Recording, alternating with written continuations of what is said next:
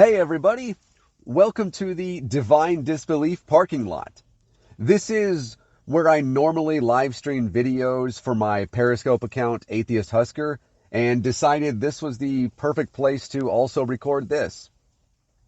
Now, this video won't be just me sitting here talking to my camera on my phone as it rains up here in Portland, which is a super shocking weather pattern, I know.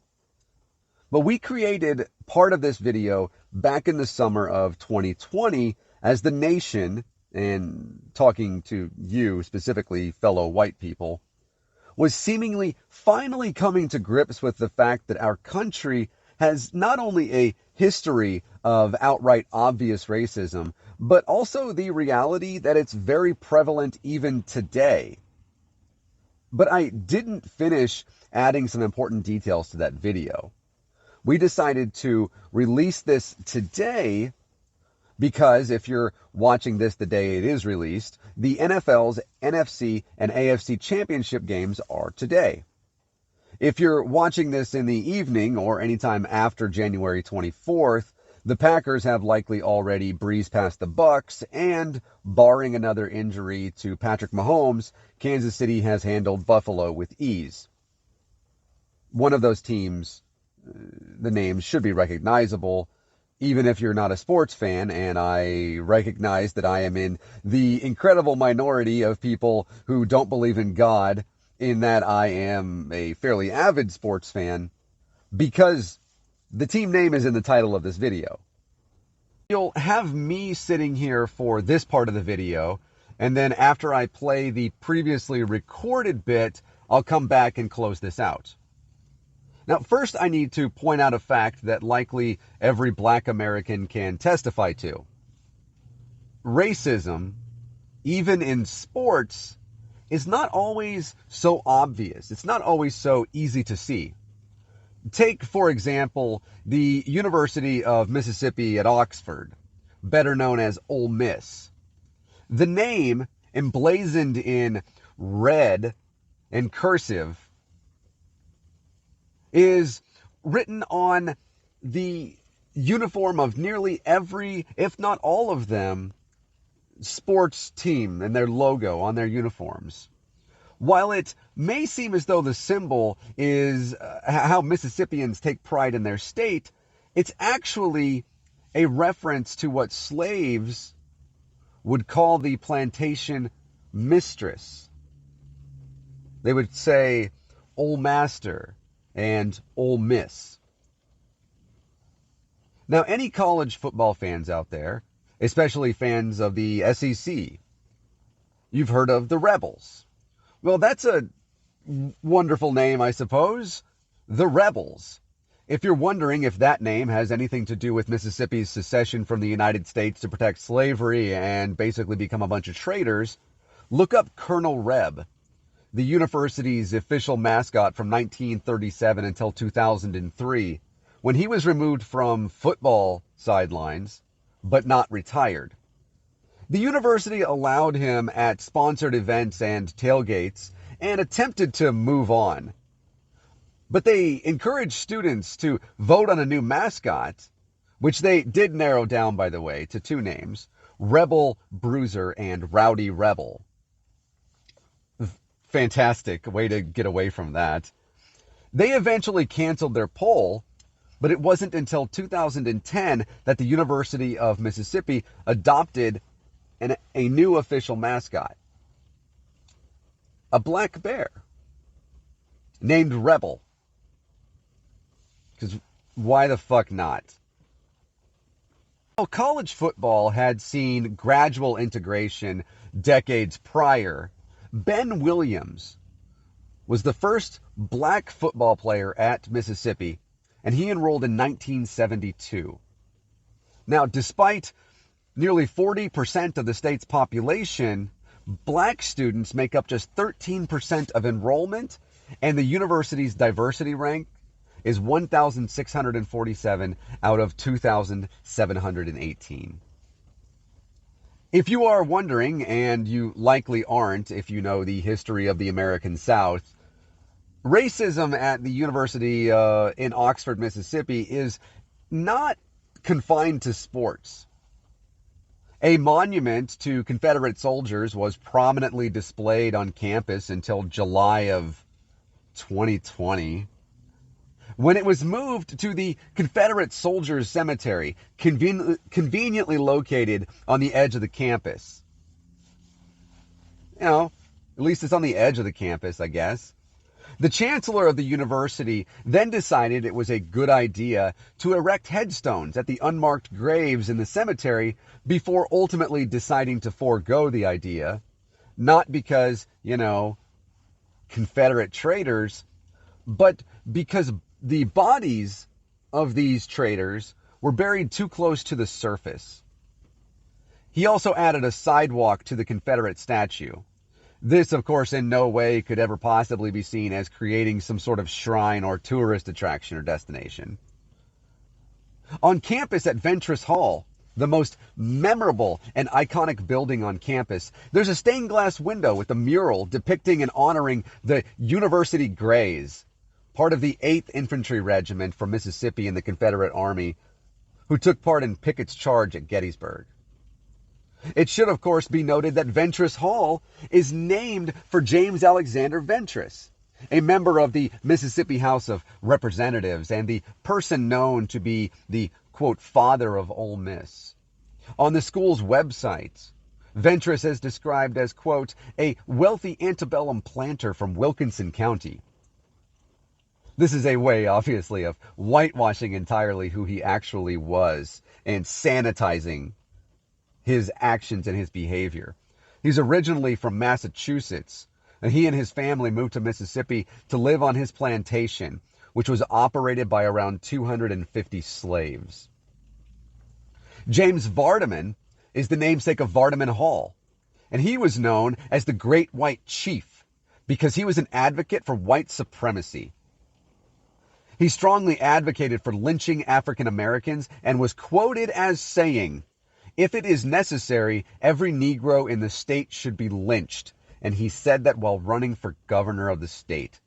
In 2017, the university, to its credit, did pledge to remove either his name or to remove a name altogether or rename it from the building. But, shocker, they never did anything.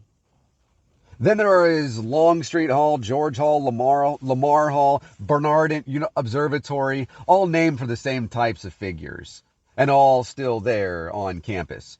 And the campus protest after President Obama was reelected in 2012, and those who, in 2014, voiced their displeasure of the school considering the removal of the state's racist flag from their campus by tying a noose around the statue of civil rights activist, political advisor, Air Force veteran, and who in 1962 became the first African-American student admitted to the university, James Meredith. It should be noted that Meredith created the March Against Fear, in which he planned to walk 266 miles from Memphis, Tennessee to Jackson, Mississippi, walk it alone, encouraging African Americans along the way to register to vote. On the second day of his walk, he was shot by a white person with a sniper rifle. He wasn't killed, though, and while he was in the hospital, national organizations took up the cause and continued the march, helping an estimated 4,000 African Americans in Mississippi get registered to vote for the first time. Meredith left the hospital and rejoined the march as it headed into Jackson, which now had 15,000 participants, including Martin Luther King Jr., making it the state's largest civil rights movement or march ever. We could and probably should make an entire video regarding the historical and ongoing racism, not only in the state of Mississippi, but even on campus. But this is a sports video. So let's get back to that. Mississippi's refusal to stop being, overtly racist is not unique, but at least they try to hide it. Unlike the Major League Baseball teams in Cleveland and Atlanta, the NHL team in Chicago, San Diego State University, and finally, but certainly not inclusively, the NFL teams in Kansas City and Washington. This is personal for me because I was actually a diehard fan of Kansas City and Atlanta, even cheering loudly at my work in January as Kansas City, down 24-0 to Houston in the playoffs, reeled off 41 straight points to advance to its second consecutive AFC Championship game. Susan can tell you how I felt about the 2019 game versus New England. You just ask her sometime. And then the next week, down 17-7 to Tennessee in the second quarter, scored 28 unanswered points en route to the team's first Super Bowl in 50 years. I was so excited I immediately ordered Kansas City Super Bowl merch and was actually upset my 2020 AFC Champions gear would not arrive until maybe after the Super Bowl. Then I read a Twitter thread about the team's connection with racism. Now that could not possibly be the case. I had done research before. I had seen how the team had connected with Midwest tribes, how everything was perfectly fine. I began researching in order to show this person how wrong they were, that I was perfectly justified in my fandom. It was then I discovered, while sure, the mayor who convinced the team to move to Kansas City from Dallas was nicknamed Chief, that didn't justify the logo or the war drum. Oh, Paul Rudd. Damn it, Paul Rudd. You sexy, god damn it. And you too, Jason Sudeikis? And Rob Riggle? And Eric Stonestreet from Modern Family? Danny Carey, drummer for super relevant rock band Tool? Henry Cavill? Superman is a Kansas City fan? Tech Nine? The guy from Anchorman? Well, I'm still ashamed of you most, Ant-Man. He's so good looking. And you're what, 30, 35 years old? He's 51? See, this is another example of why life's not fair. This right here. Anyway, and then there are the fans. And this.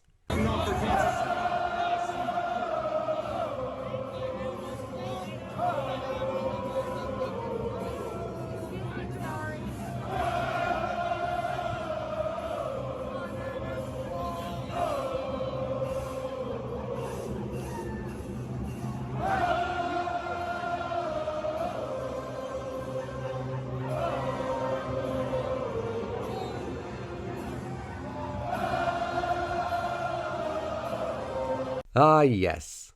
I'm certain nothing connects the Blackfeet, Sioux, Chippewa, Pawnee, Cheyenne, Arapaho, and many other tribes with their cultural heritage quite like a crowd of 77,000 white people, more than a few dressed like this, making these gestures and sounds in a building called Arrowhead Stadium. Needless to say, that was enough for me. The decision wasn't easy because Kansas City hadn't been to the Super Bowl in 50 years, which is longer than I've been alive. And again, I was a diehard fan. Maybe not as much as I am of the university. Welcome back. I know that was a bit of an abrupt ending, but I think you get the picture. Also, yeah, I am a rather avid Nebraska Cornhuskers fan. More like volleyball than anything. They're 2-0 so far this year, swept Indiana twice. But still a fan nonetheless.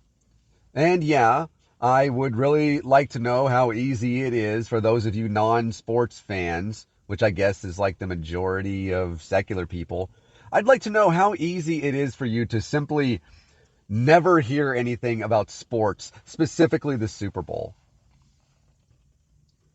I obviously didn't have a decision to make here because I had already seen why I could no longer support Kansas City. I had a choice to make, though, regarding the Super Bowl. Could I just go a couple more weeks as a fan and then give it up at that point? After all, how difficult would it be? If the team were to win, I could use that as a sounding board from which to send the same message. And yet, as I sat there, I knew that if I had spoken to somebody who had this information and simply decided to wait, I would be more than upset with them and disappointed in them. It was not difficult to understand that I needed to stop, but it was difficult for me because I had been ingrained with this and followed this team since I was a child.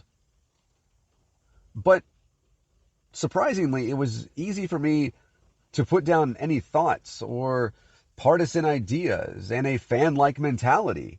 I was surprised at how easy it was, actually. I should note this. My removal as a fan from this team does not have to be permanent. After all, the team in Washington is now simply called the Washington Football Team. The name is likely not permanent, but it makes it easier for people who had issue with cheering for the team to come back into the fold. They've removed the insignia and the logo and everything else that would be considered racist or simply appropriated from anywhere you would actually see their name. The football team in Kansas City could do the same, and I would gladly come back and cheer. After all, they're pretty good right now, and I would like to find reason to cheer along with everybody else that I know who is also a fan. But I can't, and I won't, until there is change. And I urge you to do the same. If there is something in your life, whether it's a sports team or something else entirely, it doesn't matter, but where you find something problematic, something that doesn't line up with your values, don't ignore it. Make the choice, however difficult it may be, to remove every part of that from your life. As we push toward a country in which we value equality and equity across the board, we must make the decision to remove these kinds of subjects, these kinds of teams, these kinds of words, these kinds of phrases, these kinds of friends from our lives entirely.